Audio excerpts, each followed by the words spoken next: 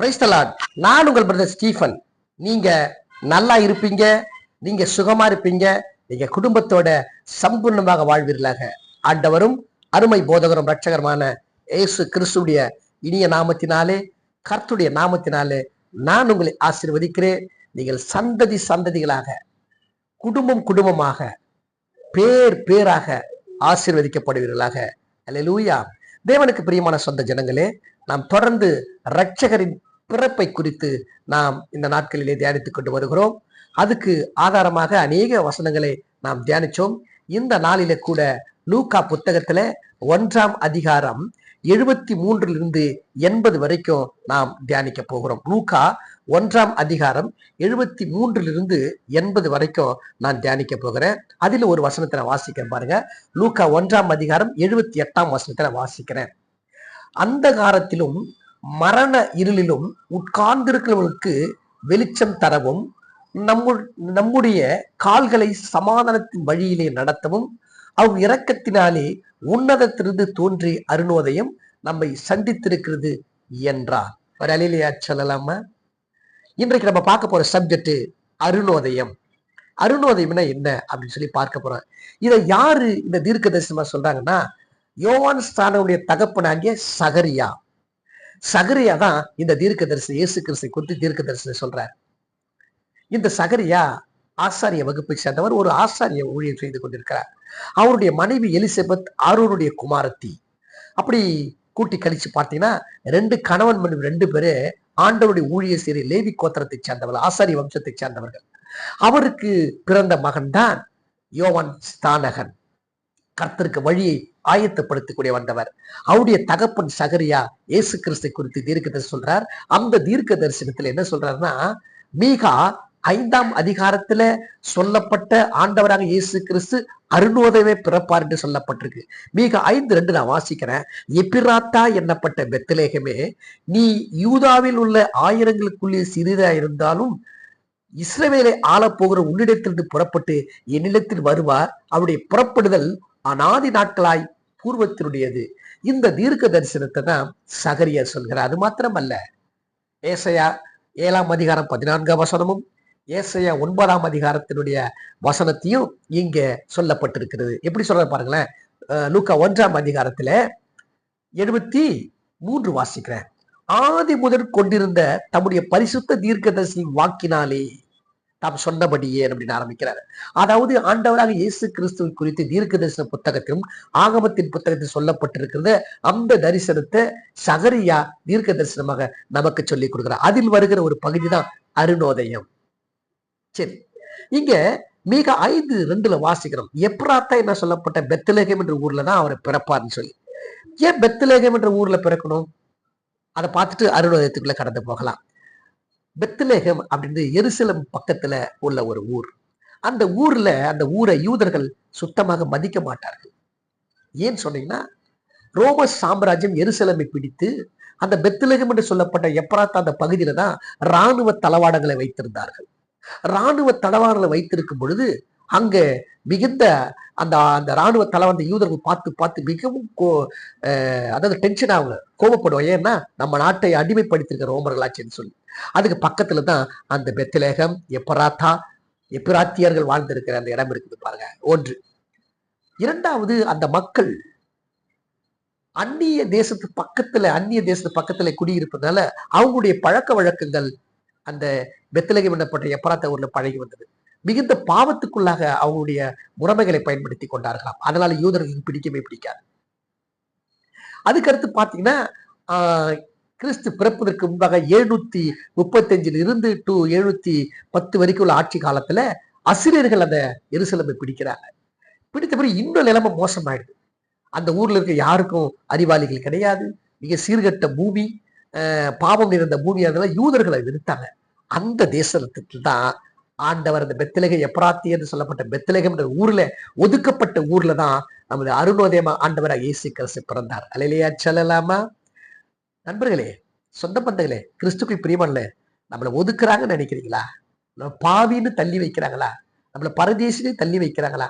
ஏழைன்னு தள்ளி வைக்கிறாங்களா? கவலைப்படாதீங்க. உங்களை மீட்பதற்காக தான் அருணோதயம் என்று சொல்லப்பட்ட ஆண்டவர் இயேசு கிறிஸ்து இந்த பூலோகத்திலே பிறந்தார். அதை மாத்திரம் மறந்து போய்விடாங்க. ஒரு காலத்தில் நம்மெல்லாம் பாவிகளாய் வாழ்ந்து கொண்டிருந்தோம், மீறுதல் செய்து கொண்டிருந்தோம்.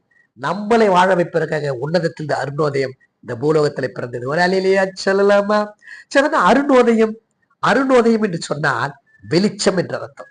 எபிரேய பதத்துல அருணோதயத்தை எகிஹோர் எகிஹோர் அப்படின்றாங்க. எகிஹோர் சொன்னா அருணோதயம், அதாவது வெளிச்சம் அப்படின்னு சொல்லுவாங்க. பாருங்களேன், இந்த வெளிச்சம் எங்க இருந்தது? ஆதியாகமத்துல 1ஆம் அதிகாரத்துல பாத்தீங்கன்னா 3ஆம் வசனத்துல வெளிச்சம் உண்டாக கடவுள் ஆண்டவர் சொல்லுவார். அப்ப வெளிச்சம் உண்டாக்குறது என்ன? அந்த வெளிச்சம் யார் இடத்துல இருந்தது? பிதாவின் இடத்தில் இருந்தது. யோவான் புத்தகத்துல மிக அழகாய் சொல்றார் 1ஆம் அதிகாரத்துல, ஆதியிலே வார்த்தை இருந்தது, அந்த வார்த்தை தேவனிடத்திலிருந்து, அந்த வார்த்தை தேவனாய் இருந்தது அப்படின்னு சொல்லி ஆரம்பிச்சுட்டு, அவர் ஆதியிலே தேவனோடு இருந்தார், சகலமும் அவர் மூலமா உண்டாயிற்று, உண்டானது ஒன்றும் அவளாறு எல்லாம் உண்டாகவில்லை, அவருக்குள் ஜீவன் இருந்தது, அந்த ஜீவன் மனுஷருக்கு ஒளியா இருந்தது, அந்த ஒளி இருளிலே பிரகாசிக்கிறது, இருளானது அதை பற்றி கொள்ளவில்லை. என்ன அர்த்தம் தெரியுமா? முதல்ல தேவன் மனுகுலத்தை உண்டாக்குறது யாருன்னா வெளிச்சம் என்ற இயேசு கிறிஸ்து மட்டும் வெளிச்சம். அப்ப வெளிச்சம் என்று சொன்னா எபிரேய பதத்துல அருணோதயம். அருணோதயம் எகிஹோர். எதற்காக இந்த அருணோதயம் பிறந்துச்சு சொன்னா, பாவத்திலே கிடக்கிற மக்களை மீட்பெடுப்பதற்காக பிறந்தார், மீட்பதற்காக பிறந்தார். ஒரு வசனத்தை வாசிக்கிற பாருங்க. ஏசாயா புத்தகத்துல 9ஆம் அதிகாரத்துல 1-2 வாசிக்கிறேன் பாருங்களேன். இருளில நடக்கிற ஜனங்கள் பெரிய வெளிச்சத்தை கண்டார்கள், மரண இருளின் தேசத்தில் குடியிருக்கிற மேல் வெளிச்சம் பிரகாசித்து. இங்க செபுலோன் நப்தலி இந்த நாடு எங்க இருக்குதுன்னா அந்த பெத்லகேம் என்ற பக்கத்துல இருக்கு. அந்த பெத்லகேம் எல்லாம் சேர்ந்துதான் இந்த நப்தலி நாடு. அந்த நப்தலி நாடுல இருக்கிற மக்களை, இருளில் கிடக்கிற மக்களை வெளிச்சத்தை கொண்டு வருவதற்காக அருணோதயம் பிறந்தது. மத்தேயு புத்தகத்துல 4ஆம் அதிகாரத்தை வாசிக்கிறேன். 14-15 வரைக்கும் வாசிச்சு பாக்குறோம்னா, கடற்கரையாகலும் யோர்தானுக்கு அப்புறத்திலும் உள்ள செபுலோன் நாடும் நப்தலி நாடும் ஆகிய புறஜாதியோட கலிலியாவிலே இருளில் இருக்கும் ஜனங்கள் பெரிய வெளிச்சத்தை கண்டாலும் மரண இருளின் திசையிலிருக்கு வெளிச்சம் உண்டாயிட்டது. அலையிலேயா செல்லமா? ஆண்டவராக இயேசு கிறிஸ்து எதற்காக பிறந்தார்? பெத்லகேம் என்ற ஊர் மாத்திரமல்ல, உலகம் முழுவதும் மரண இருளில் இருக்குது. மரண இருளில் இருக்கும் மக்களை வெளிச்சத்தை கொண்டு வருவதற்காக அருணோதயம் சொல்லப்பட்ட வெளிச்சம் நமக்காக பிறந்தது. என்ன அர்த்தம்? பரலோகத்துல வெளிச்சம் என்ற இயேசு கிறிஸ்து அருணோதயம், பூலோகத்துல மக்களை சந்திப்பதற்காக இறங்கி வந்த நாட்கள் தான் கிறிஸ்துமஸாக கொண்டாடி கொண்டு, ரட்சகர் பிறந்த நாளாக கொண்டாடி கொண்டிருக்கும். அதுக்கு பிறகு அருணோதயம் பூமியிலே பிறந்தது. அலையிலேயே சொல்லலாமா? தேவனுக்கு பிரியமான பிள்ளைகளே, நம்ம வாழ்க்கை முழுவதும் பாவம், இருள் இருக்கிற மனுஷனை வெளிச்சத்துக்கு கொண்டு வருவதாக வெளிச்சம் பிறந்தது இல்லையா? எந்த மனுஷனும் பிரகாசிக்கிறதான மெய்யான ஒளி அந்த ஒளி என்று சொல்லி யோவான் 1 வாசிக்கிறோம். அப்ப எப்படிப்பட்ட இருளான மனிதன் இருந்தாலும் அருணோதயம் உண்மையில உதித்து விட்டது என்றால் நீ பரிசுத்தப்படுத்தப்படுவாய் என்று அர்த்தம். அதற்காக தான் அருணோதயமையா 2000 வருஷத்துக்கு முன்பாக, 2000ன்றாங்க அது கணக்குல, பல மில்லியன் வருஷத்துக்கு முன்பாக ஆண்டவர் பிறந்தார் தான் சொல்லலாம். யாரு? சர்வ வல்லமது எல்ஷடாய் வெளிச்சம், ஒருவரும் சேரக்கூடாத ஒளியில வாசம் பண்ணுகிற வெளிச்சம் நம்மை சந்திப்பதற்காக இந்த பூமியிலே அருணோதயமாக வெளிச்சமாக பிறந்தது. ஏன்னா இருள் இருக்க மக்களை வெளிச்சத்துக்கு கொண்டு வரணும், பாவத்தில் மக்களை பரிசுத்தப்படுத்தி தேவனுடன் ஒப்புருவாக்கணுன்றதுக்காக வெளிச்சம் இந்த ஊர்ல பிறந்தது. வரலையிலேயே அச்சல் இல்லாமா? அதெல்லாம் பாருங்க, லூக்கா 2 வாசிக்கிறோம். தேவதூதன் அவர்களை நோக்கி, பயப்படாதீர்கள், இதோ எல்லா ஜனத்துக்கும் மிகுந்த சந்தோஷத்தை உண்டாக்குற நற்செய்தி உங்களுக்கு அறிவிக்கிறேன். இன்று கர்த்தராகிய கிறிஸ்து என்னும் ரட்சகர் உங்களுக்கு தாவீதின் ஊரிலே பிறந்திருக்கிறார்.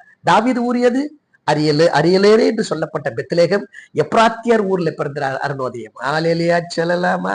அப்புறம் அப்படி வாழ்க்கை மாற்றுவதற்காக ஆண்டவர் இந்த உலகத்துல அருணோதயமாக வெளிச்சமாக பிறந்தார். வெளிச்சம் தான் உலகத்தை உண்டாக்குச்சு, மனிதனை உண்டாச்சு.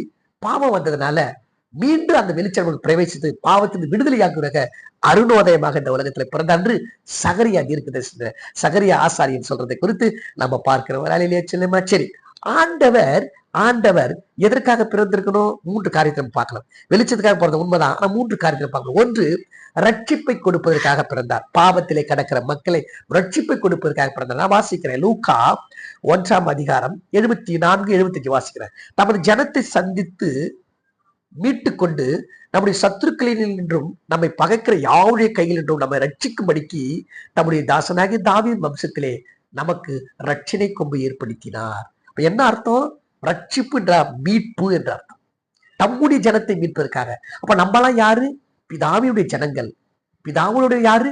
இயேசு கிறிஸ்துவானவர். தம்முடைய ஜனத்தை மீட்பதற்காக, அதை மீட்புனா ரட்சிப்பை கொடுப்பதற்காக அருணோதயம் உன்னதத்திலிருந்து இறங்கி வந்து பூலோகத்தில் பிறந்திருக்கிறது. வராலே இல்லையா சொல்லலாமா? தேவனுக்கு பிரியமான சொந்த ஜனங்களே, இந்த பவுல் எபேசி சபைக்கு சொல்லும் பொழுது அவர் எப்படி எதிராக பவுல் எபேசி சபைக்கு சொல்லும் பொழுது எபேசியர் புத்தகத்துல 1ஆம் அதிகாரம் 7ஆம் வசனம் இப்படிமாய் சொல்லுகிறது பாருங்க பிள்ளைகளே. 1:7 நான் வாசிக்கிறேன். அவருடைய கிருபையும் ஐஸ்வர்யத்தின்படி இவருடைய ரத்தத்தினால பாவம் மன்னிப்பாக மீட்பு இவருக்குள் நமக்கு உண்டாயிருக்கிறது. அப்ப என்ன அர்த்தம்? பிதா நினைக்கிறாரு, என் மகனை அனுப்பி அருணோதயம் பிறக்க வைத்து பாவத்தில் இருக்கிற தன்னுடைய சொந்த ஜனங்களை மீட்டு என்னோடு சேர்ப்பதற்காக நான் அனுப்புகிறேன். எவ்வளவு அழகாய் சொல்லப்பட்ட வார்த்தை பாகம். கொலேசியர் புத்தகத்தில் கூட மிக அழகாய் சொல்லப்பட்ட கொலேசியர் 1 வாசி மீட்பை பத்தி சொல்றப்போ குமாரக அவருக்குள் அவருடைய ரத்தத்தினால பாவம் மன்னிப்பு மீட்பு நமக்கு உண்டாயிருக்கிறது. வராலையா சொல்லலாமா? அதே போல எந்தவுடைய ரத்தமும் எந்தவுடைய மனிதனும் மீட்க முடியாது பாவத்திலிருந்து. பணம் இருக்கலாம், பொருள் இருக்கலாம், சந்தோஷம் இருக்கலாம், சமாதானம் இருக்கலாம். ஆனா பாவத்திலிருந்து மீட்டு ரட்சிக்கக்கூடிய ஒரே ஒரு அருணோதயம் இயேசு கிறிஸ்து மட்டுமே என்று எல்லாவித தீர்க்க தரிசனமும் சொல்லியிருக்குது, எல்லாவித நிருபத்திலும் சொல்லப்பட்டிருக்குது. அவர் நம்முடைய வாழ்க்கையில நம்முடைய மீட்பு யாரு? அருணோதயம் தான் நம்முடைய மீட்பு. ஒன்று பார்க்கணும். அப்ப எதற்காக பிறந்தா? ரட்சணிய கொம்பு அவருக்கு பேரு. நம்ம ரட்சிப்பதற்காக ரட்சணிய கொம்பு அருணோதயம் பிறந்தவர் ஆண்டவராக இயேசு கிறிஸ்து. அதை தான் கிறிஸ்துமஸாக நம்ம கொண்டாடி கொண்டு வருகிறோம். சொல்லாம இரண்டாவது, மரண இருளில் ஜனங்களுக்கு வெளிச்சத்தை கொடுப்பதற்காக வந்தாராம். மரண இருள்னா மரண இருள் சொன்னா பாவம்னு அர்த்தம். ஆதாம் ஏவான் மூலமாக பாவத்தை சந்தித்து இருக்க கொண்டிருக்கிறோம். நாம் அந்த பாவத்திலிருந்து விடுதலையாக்கி நம்மளை தேவனும் ஒப்புருவாதற்காக தேவன் என்ன பண்ணாரா? அங்க வாசிக்கிற பாருங்க, லூக்கா 1:78 அந்தகாரத்திலும் மரண இருளிலும் உட்கார்ந்திருக்கு வெளிச்சம் தரும்படியாக அருணோதயம் புறப்பட்டது. அந்தகாரம் மரண இருள் ரெண்டுமே பாவத்தை குறிக்கிறது. அந்தகாரம் அப்படின்னா பாவம், மரணம் இல்லைன்னா பாவத்தினால மரணம் வருது. இந்த மரணத்திலிருந்து விடுதலையாக்குவதற்காக அருணோதயம் உன்னதத்திலிருந்து பூலோகத்திலே பிறந்தது என்று சொல்லி சகரியா அழகாய் சொல்லுகிறதை குறித்து நம்ம பார்க்கிறோம். ஏவலால் இல்லையா? அதுக்கடுத்து மூன்றாவது, சமாதான வழியை கொடுப்பதற்காக லூக்கா 1ஆம் அதிகாரம் 79 வாசிக்கிறேன். நம்முடைய கால்களை சமாதானத்தின் வழியிலே நடத்தவும் அவ்விரக்கத்தினாலே உன்னதத்தில் தோன்றிய அருணோதயம் நம்மை சந்தித்திருக்குது. சமாதானம். ஆண்டவர் சொல்லுகிறார், வாழ்க்கையில சமாதானம் இல்லாம கிடைக்கிறியா? வாழ்க்கையில நொந்து போய் கிடக்கிறியா?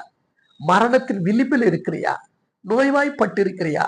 வாழ்க்கையில என் பிள்ளைகளை கரை சேர்க்க முடியல, எனக்கு நல்ல வேலை இல்லை, எனக்கு சமாதானம் இல்லை, நான் அழகு இல்லை, எனக்கு பணம் இல்லை, பொருள் இல்லை, படிப்பு இல்லை என்று சொல்லி அழுது கொண்டிருக்கிற மகனே, உன்னை நோக்கிதான் இந்த வார்த்தை. நான் உன்னதத்திலிருந்து அருணோதயம் எதுக்காக பூலகத்தில் தோன்றினேன்? உன்னை என்னுடைய வழியிலே, என்னுடைய சமாதான வழியிலே உன்னை நடத்துவதற்காக நான் பிறந்து வந்திருக்கிறேன் என்று சொல்றதை குறித்து பார்க்கிறோம். ஒரு அலிலியா செல்லாம தேவனுக்கு பிரியமான பிள்ளைகளே, ஆண்டவர் சொல்லுகிற தானியேல் 5:23 நம்முடைய சுவாசத்தை தன்னுடைய கையில வைத்திருக்கிறவர், தனது வழியில நடத்துகிறன்னு சொல்லப்பட்டிருக்கு. அருணோதயம் பூலகத்தில் எதுக்கு பிறந்தது? அவருடைய வழியில நடத்துவதற்காக. பாருங்களேன், சங்கீத புத்தகத்துல மிக அழகாய் சொல்லப்பட்ட வார்த்தையை பார்க்கிறோம். சங்கீதம் 139ஆம் சங்கீதத்துல அந்த தாவீது எவ்வளவு அழகா சொல்றாரு பாருங்களேன். 24 வேதனை உண்டாக்கும் வழி என்னிடத்தில் உண்டோ என்று பார்த்து நித்திய வழியில என்னை நடத்தும். தாவீது எவ்வளவு அழகாக அறிக்கை செய்கிறார். ஆண்டவரே, என் வேதனை, என் வழிகள் எல்லாம் வேதனை உள்ள வழிகள் தான், என் வழியெல்லாம் பாவ வழி. அந்த பாவ வழியிலிருந்து என்னை விடுதலையாக்கி நித்திய வழியிலே என்றென்றைக்கும் அழியாத உங்களுடைய வழியிலே என்னை நடத்துங்க என்று சொல்லி தாவீது ஜெபிக்கிறது குறித்து பார்க்கிறோம். நம்முடைய வாழ்க்கையில நித்திய வழியில நடத்துவதற்காக தான் ஆண்டவராக இயேசு கிறிஸ்து தன்னுடைய எல்லா மகிமை விட்டு எல்லாவற்றை விட்டு இறங்கி நமக்காக இந்த பூலோகத்திலே மனிதன், பாவமான மனிதர் மத்தியிலே அருணோதயமாய் பிறந்தார். அதெல்லாம் கிறிஸ்துமஸா கொண்டாடி கொண்டிருக்கிறோம். அது மாத்திரம் இல்ல பிள்ளைகளை, என் வழியா வாங்க. இந்த உலகத்துல பாவ வழியில போகாதீங்க. இந்த உலகம் கொடுக்கிற சமாதானத்திற்கு உள்ள நீங்க போகாதீங்க. உலகம் கொடுக்காத சமாதானத்தை நான் உங்களுக்கு, அதுதான் என்னுடைய வழி. யோவான் 10ஆம் அதிகாரத்துல 9ஆம் வசனம் வாசிக்கிறேன். நானே வாசல், என் வழியாய் ஒருவன் உட்பிரவேசித்தால் அவன் ரட்சிக்கப்படுவான், அவன் உள்ளும் புறமும் சென்று மேய்ச்சலை கண்டடைவான். இயேசு என்ற வழியில நம்ம அனைவரும் நடத்துவதற்கு பிதா தன்னுடைய குமாரனாக அருணோதயத்தை இந்த பூலோகத்திலே கொடுத்தார் என்று பார்க்கிறோம். ஆக தேவனுக்கு பிரியமான பிள்ளைகளே, பாவத்தினால நமக்கும் தேவனுக்கு ஒரு பெரிய பிளப்பு உண்டாயிடுச்சு. எபேசியர் 2:14 வாசிக்க பெரிய பிளப்பு உண்டாயிடுச்சு. அந்த பிளப்பு சரி பண்ணி நம்மளை தேவனோடு ஒப்புரவாக்கு வெளிச்சத்துக்குள்ளாக கொண்டு போவதற்காக, ஒருவரும் சேரக்கூடாத ஒளியில வாழ்கிற தேவனோடு நம்மளை ஒப்புரவாக்காக அருணோதயம் என்ற வெளிச்சம் இந்த மூலத்திலே நமக்காக பிறந்தது. அது மாத்திரமல்ல, நம்ம அவரோடு ஐக்கியம் கொள்ளும்படியாதான் கர்த்தர் ஆசைப்படுகிறார். யோவான் 1ஆம் அதிகாரம் 7ஆம் வசனம் விதமாய் சொல்லுகிறது, அவர் ஒளியில இருக்கிறது போல நாமும் ஒளியிலே நடந்தால் ஒருவரோடு ஒருவர் ஐக்கியப்பட்டிருப்போம். அவருடைய குமாரன் இயேசு கிறிஸ்து ரத்தம் சகல பாவங்களை நம்மை சுத்திகரிக்கும். நம்மளை சுத்திகரித்து தேவ வழியில நடப்பதற்காக, ஒளி உள்ள தேவனுடைய நம்ம பங்கடைவதற்காக, தேவனுடன் ஒப்புரவதற்காக, சம்பாஷிப்பதற்காக, அவரோடு உறவாதற்காக ஒளி என்ற அருள்வரை இந்த பூலோகத்திலே பிறந்தது பிள்ளைகளை. இததான் நம்ம கிறிஸ்துமஸாக வாழ்க்கையில நம்ம கொண்டாடி கொண்டு வருகிறோம். எனவே நாம் கொண்டாடுறது மாத்திரமல்ல, இந்த உலகத்திற்கு அத்தனை பேரும் பாவத்திலே கிடக்கிறார், அத்தனை பேரும் மரண இருளிலே கிடக்கிறார். வியாதி என்ற மரணம், பாவம் என்ற இருளில் கிடக்கிறார். அவர்களெல்லாம் மீட்டெடுப்பது இயேசு செய்திருக்கிறார். ரட்சிப்பு அவர் பிறந்தார். அவர் விட்டு சென்ற ஊழியத்தை நாம் தொடரும்படியாதான் கர்த்தரது 66 புத்தகத்தை நம் கையிலே கொடுத்திருக்கிறார். எனவே நாம் நல்லா வாழ்ந்தா போதும், நம்ம மட்டும் சுயமா வாழ்ந்தோம், நம்ம சாப்பிட்டா போதும், நம்ம வாழ்ந்தா போதும், நம்ம மட்டும் பரலோகம் கூட என்றெல்லாம் முடியாதுங்க. அநேகரை மீட்கும் பொருளாக தான் கர்த்தர் உலகத்திலே பிறந்தார். அவர் விட்டு சென்ற ஊழியத்தை நாமும் செய்யணும். அதுக்காக நம்ம கிறிஸ்தவன். கிறிஸ்தவன என்ன? தான் மட்டும் வாழ்வதல்ல, மற்றவர்களை வாழ வைப்பது, மற்றவருடைய துக்கத்திலே பங்கேற்பது, மற்றவருடைய வியாதியிலே நம்மளை பங்கெடுப்பது, மற்றொரு துயரத்திலே பங்கெடுக்கிறது. ஆண்டவர் இயேசு கிறிஸ்து பிறந்தா அதே தான் நம்ம செய்யணும். கிறிஸ்தவன் மற்றவருடைய வாழ்க்கையில பங்கெடுங்க. ஒடிந்து போகிற, மரணத்தில் விளிம்பில் இருக்கிற, வாழ்க்கை வெறுத்து போகிற, நொந்து நூலாகி போகிற மக்களை சந்தித்து ஆண்டோடைய பிறப்பை குறித்து சொல்லுங்கள். கர்த்தர் உங்களையும் உங்கள் குடும்பத்தையும் உங்களுடைய ஊழியத்தையும் உங்களுடைய வருமானத்தையும் உங்களுடைய பிள்ளைகளையும் உங்களுடைய வயதான தாய் தகப்பனையும் யாவற்றையும் கர்த்தர் ஆசீர்வதித்து காக்க கடவராக. God bless you. Praise the Lord.